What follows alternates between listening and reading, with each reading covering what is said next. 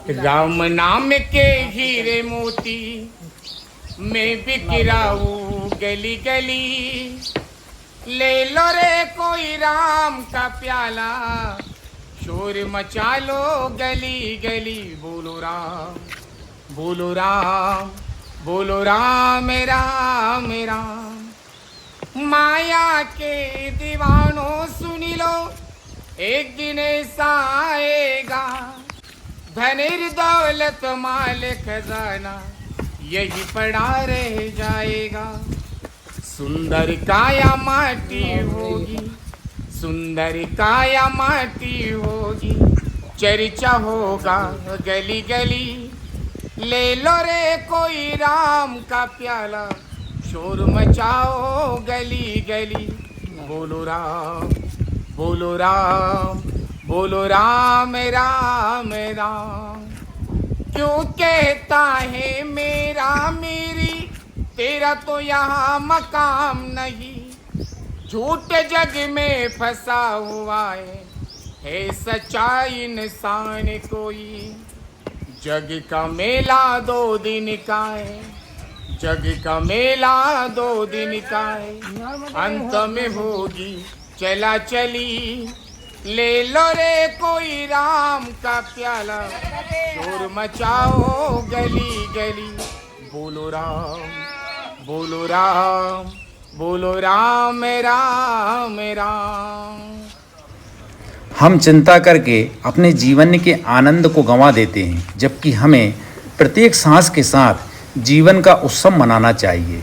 हम ठीक उसी तरह जीवन को अपनाएं जिस तरह जीवन हमें अपनाता है। ऐसे ही हमारे योगेश्वरानंद महाराज जी हैं, जो एक संपन्न प्रोफेसर पिता के बेटे रहे हैं। इंग्लिश से बीएड करने के बाद एक दिन अचानक पिता के दोनों कूल्हे टूट जाने के कारण 22 साल तक अपने पिता की सेवा करते रहे। फिर माता पिता के गुजर जाने के बाद उन्हें बैराग प्राप्त हो गया और अपनी 29 एकड़ ज़मीन व अपने पिता का घर अपने भाई बंधुओं को देकर बस सब कुछ छोड़कर संत बन गए। आज महाराज जी माँ नर्मदा जी के तट पर भक्ति भजन साधना व तपस्या के साथ साथ सेवा और परमार्थ का एक महान और पुनीत कार्य भी कर रहे हैं। आज हम महाराज जी के दर्शन करते हैं, उनसे मार्गदर्शन प्राप्त करते हैं और उनसे आशीर्वाद ग्रहण करते हैं। नर्मदे हर। जिन जिन ने वहाँ मोती लूटे, वो तो माला माल हुए। धन दौलत के बने पुजारी, अंध वही कंगाल हुए। चांदी सोने वालों सुन लो, बात बताओ खरी खरी। ले लो रे कोई राम का प्याला, शोर मचाओ गली गली। बोलो राम, बोलो राम, बोलो राम राम राम। बोलो राम, बोलो राम, बोलो राम राम राम। और ये हम जनवासा ग्राम में हैं। ये ग्रामीण जीवन है पूरा। मैया के तट पर ग्रामीण जीवन में भी बड़ा आनंद होता है। और यहाँ पर एक संत विराजमान है, काफ़ी बुजुर्ग संत हैं। आज हम उनके दर्शन कराएंगे। गाय भैंस बंधी हुई है।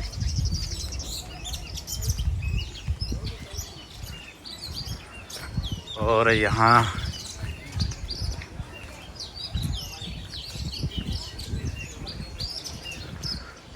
यहाँ से थोड़े आगे ये मंदिर है गांव का। यहाँ पर महाराज जी विराजमान हैं।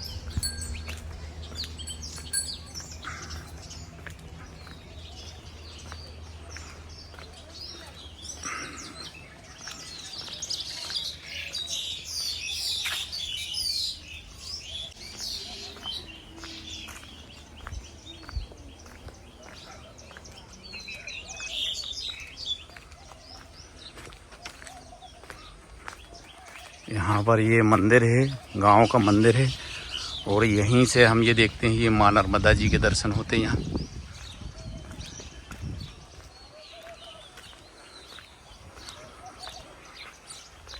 और ये तुलसी महारानी, तुलसी जी।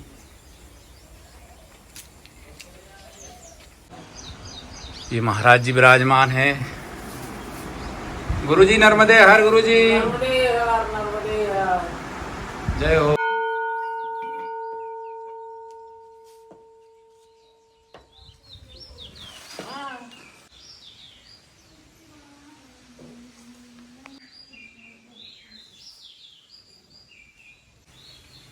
अब गुरुजी की रसोई में चल रहे हैं। गुरुजी का ये रसोई घर है। जय हो नर्मदा मैया की जय। गुरुजी नर्मदे हर, गुरुजी जय। गुरुजी की रसोई घर है। गुरुजी के चूल्हे पे भोजन प्रसादी नहीं बनाते हैं, गैस पर बनाते हैं। और ये गैस की भोजन प्रसादी है क्योंकि गुरुजी से बनता नहीं है। गुरुजी काफी बुजुर्ग हैं और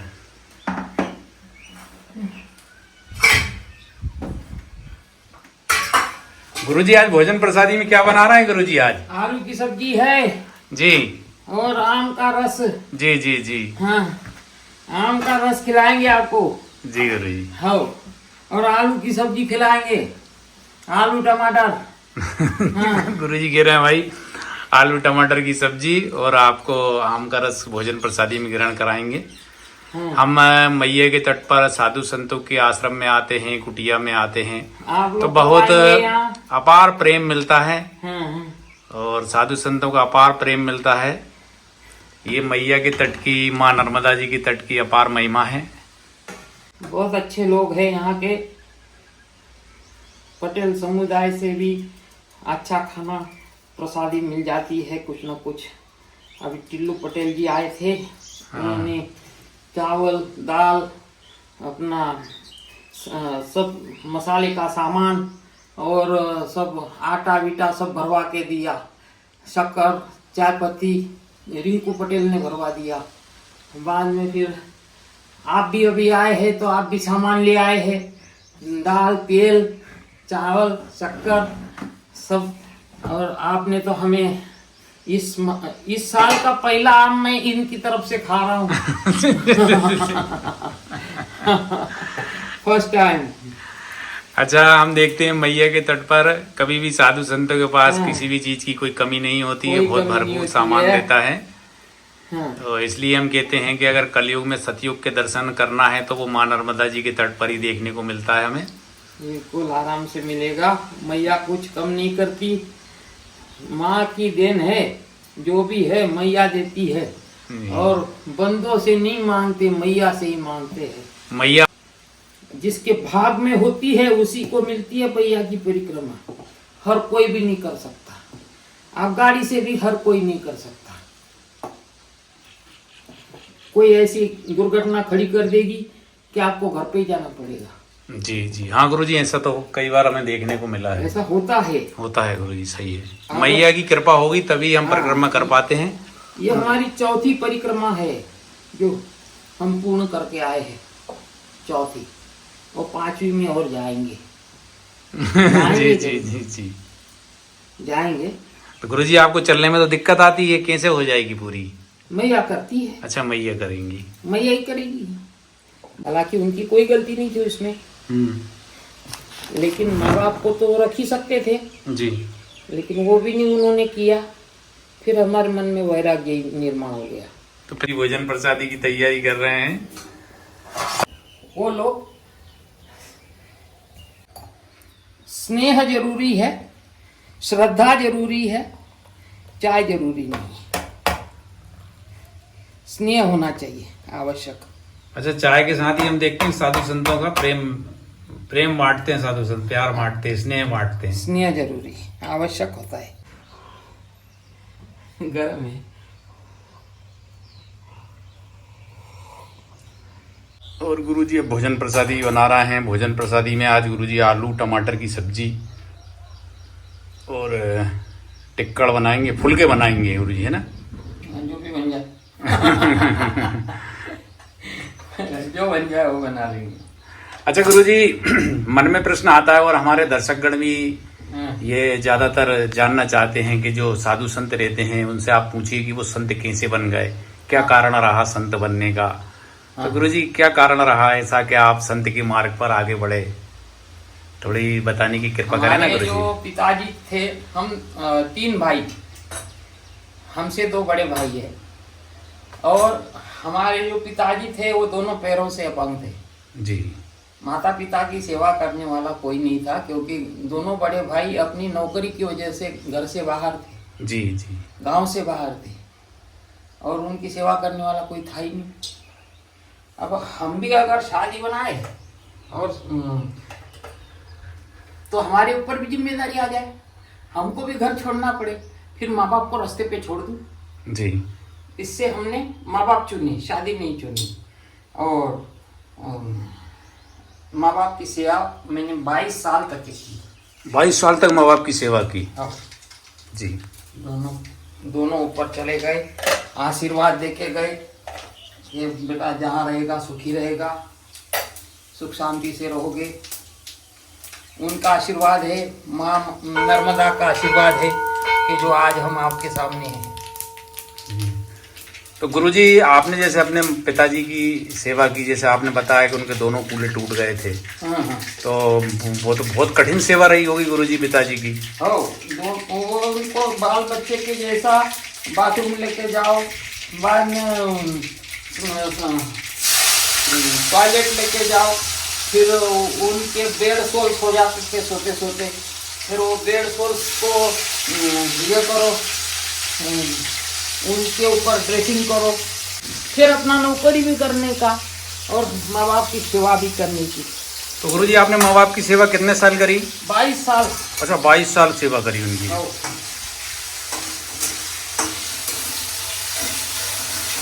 अच्छा गुरुजी, मन में एक प्रश्न और आ रहा है, जैसे कि अगर आपने 22 साल सेवा करी तो फिर आपको वैराग्य कैसे जागृत हुआ मन में? सेवा करते करते वैराग हो जाता है। जो सेवा करेगा उसको वैराग जरूर आएगा, और पूर्ण मन से, तन मन धन सबसे अगर किसी को अपना बना लिया जाए और किसी की सेवा की जाए तो वैराग नहीं तो और क्या है जी। उसी को वैराग ही कहेंगे।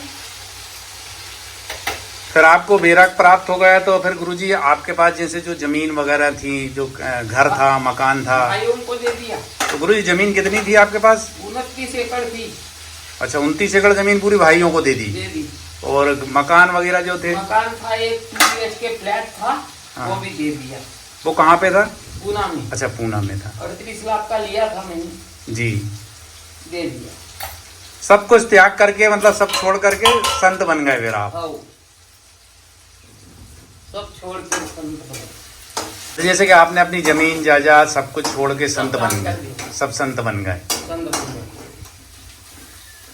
और मैया जो देती है वही प्रसादी मिलती है जी। और वही हम बनाते भी है, खाते भी है। कहीं भगत से भी प्रसादी आ जाती है, वो भी पा लेते जी। किसी को ना नहीं करना।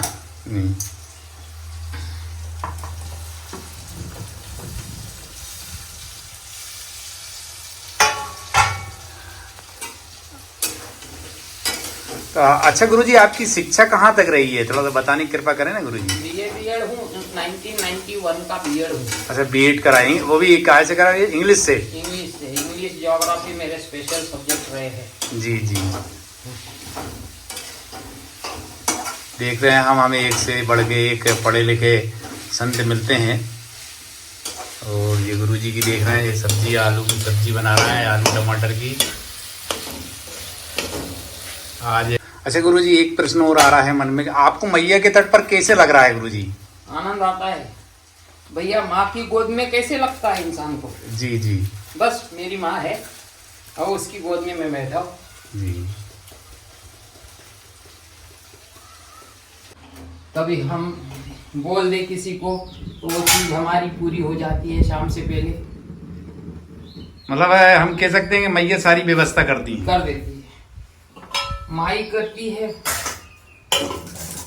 उसी के पास मांगा जाता है जो खुशी से दे दे। मैया सबको खुशी से देती है।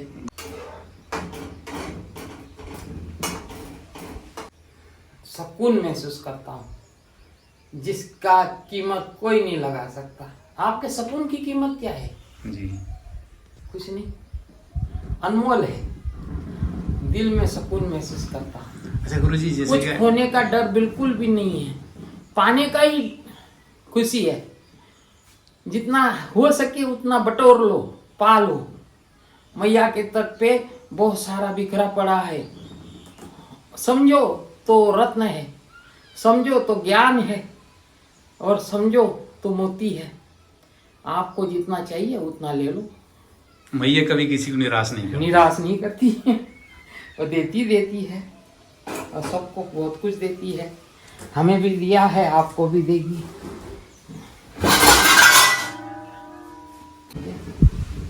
मस्त हो जाए।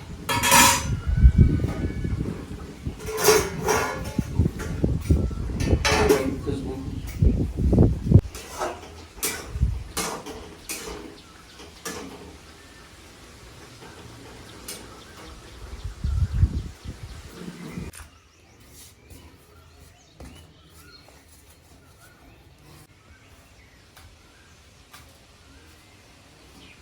अब गुरुजी जो है टिक्कड़ बना रहे हैं। टिक्कड़ नहीं बोलेंगे क्योंकि गैस पे फुलके बनते हैं।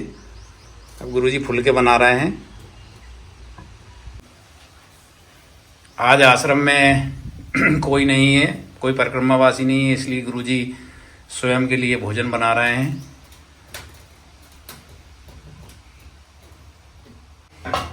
एक माई है जो आपको हर चीज देती है, जी। कभी कोई चीज की कमी नहीं पड़ती है।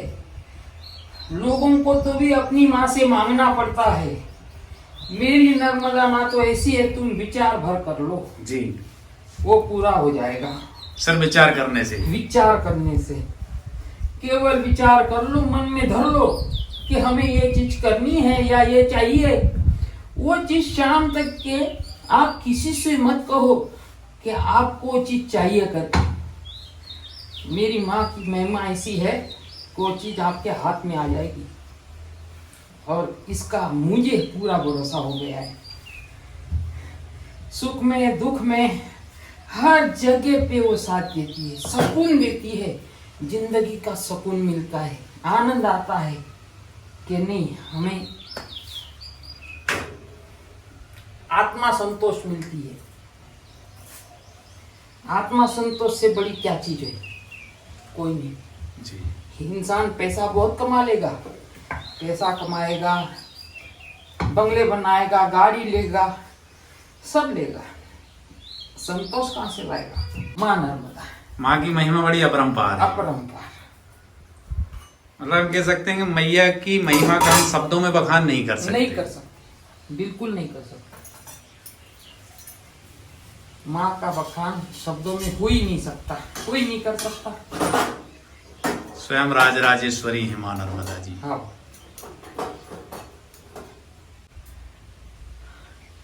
ऐसा है, कोई भी चीज करो आत्मा से करो, कार्य करो आत्मा से करो, पूजा ध्यान करो आत्मा से करो।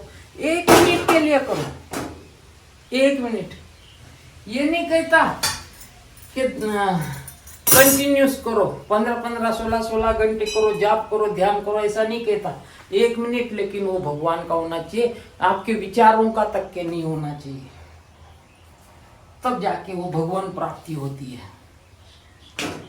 जरूर होगी, दावा करता हूं, जरूर होगी, लेकिन वो मिनट उनका होना चाहिए, आपका भी नहीं, आपके आत्मा का भी नहीं, आपके विचारों का।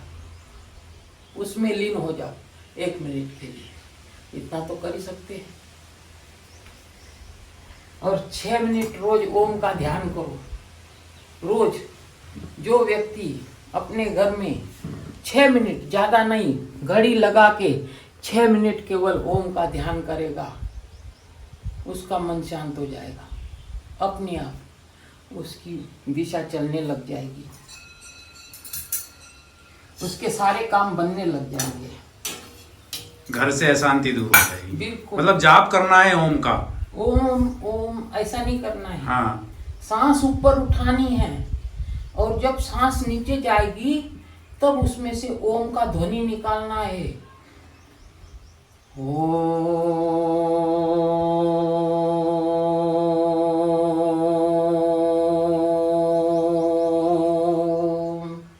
ऐसे करना है, ऐसे करना है।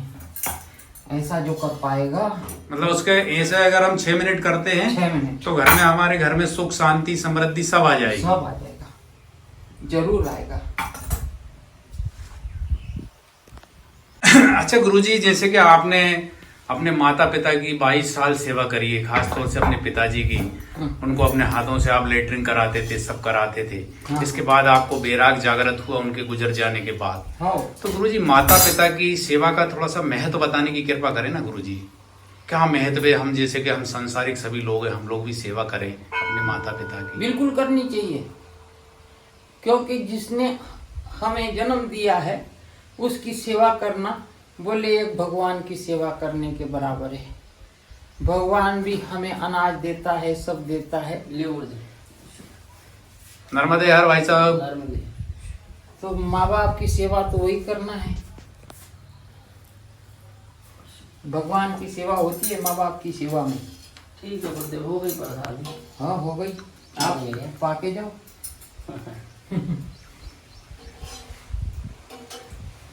नर्मदे। जी गुरुजी। और जो है, जो अपने माँ बाप की सेवा करेगा उसको किसी दुख दर्द को देखना ही नहीं पड़ेगा। जिसके घर में माँ बाप की सेवा होनी चाहिए। दूसरी बात, अपने जो घर की स्त्री है उसकी आंखों से कभी आंसू मत आने देना। अगर जिसके घर में किसी स्त्री के आंखों से आंसू टपक जाए, वो खानदान बर्बाद होने में टाइम नहीं लगेगा, पूरा बर्बाद हो जाएगा। माँ लक्ष्मी को आप लेके आते हो तो उसके आंखों से तो आंसू गिरना ही नहीं चाहिए। ये हमारी सोच है, बाकी आपकी जो भी हो।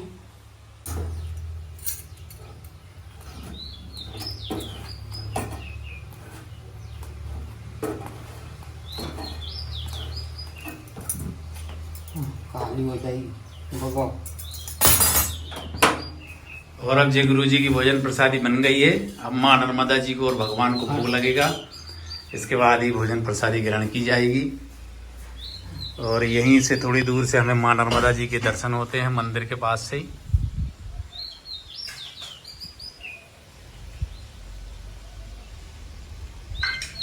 गुरु जी, हम देखते हैं कि जब भी हम माँ नर्मदा जी के तट पर आते हैं तो जो भी भोजन प्रसादी आश्रम में बनती है, सबसे पहले माँ नर्मदा जी को भोग लगता है।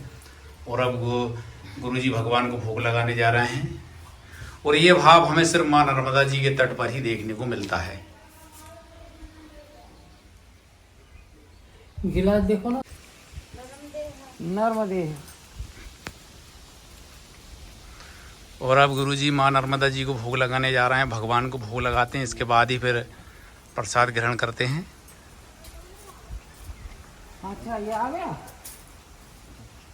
ये मैया के तट की बड़ी अद्भुत महिमा है। और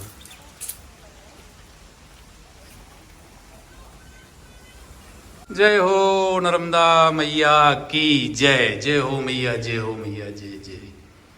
जय हो नर्मदा मैया की जय।